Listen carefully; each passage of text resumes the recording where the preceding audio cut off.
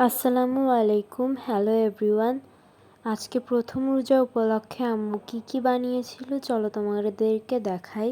প্রথমে আম্মু বেগুনিগুলো ভেজে নিয়েছিল, এগুলো আগেই ভেজে ফেলেছিল। আর এখন আম্মু পেঁয়াজু লাল লাল কড়কড়া করে ভেজে নিয়েছে, এগুলো অনেক মজা হয়েছিল।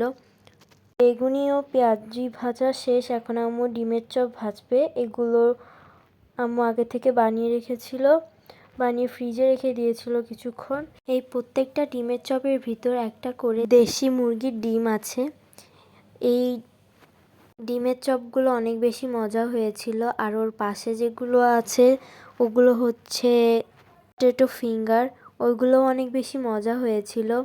আজকে প্রথম রোজার ইফতারিটা অনেক বেশি মজা হয়েছিল। বেশি কিছু আইটেম করা হয়নি, এই 3টা আইটেমই করা হয়েছে ভাজার জিনিসের মধ্যে। বাইরের কেনা জিনিসের থেকে বাসার বানানো জিনিস বেশি মজা হয়। আমার কাছে ডিমের চপটা বেশি মজা লেগেছে। তো সবাইকে রমাদান মোবারক। ভিডিওটা ভালো লাগলে ফলো করে আমার পাশে থেকো।